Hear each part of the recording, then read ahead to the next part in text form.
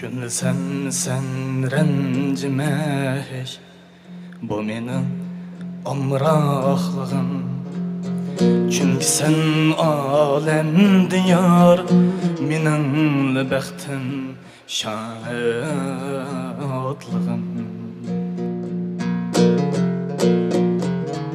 Çünkü sen alem diyar, menin bəxtim, şadlığım.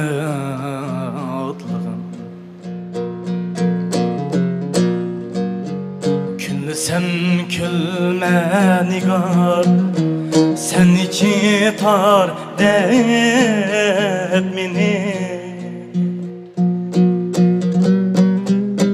Görmese deymen tixi mendin bilek hiç kim seni. Görmese deymen tixi mendin bilek hiç kim.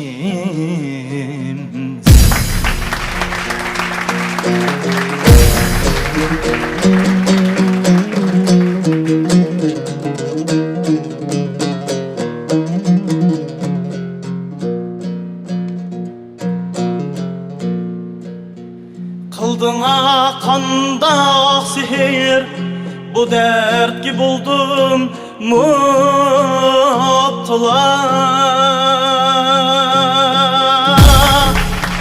Kalmadı cismimde can, hayırlı baksam tehi. Kalmadı cismimde can, qayrilib baxsam texi.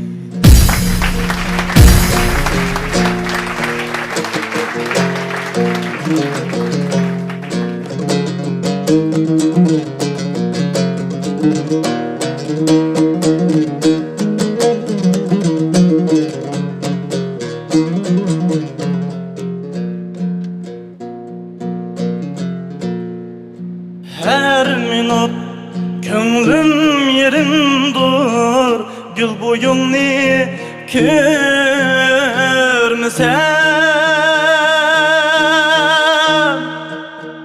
Armanım şu bir ömür, işkın diyarım ünlesem.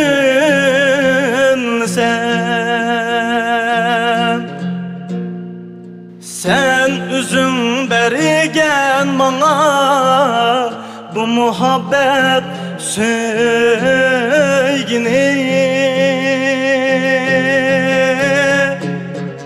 Rencime zinhar nigar, şut beyli künsem.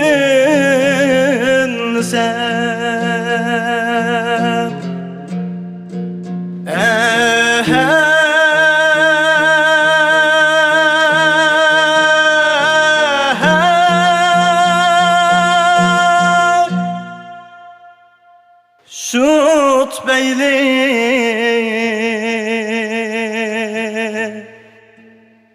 künsem.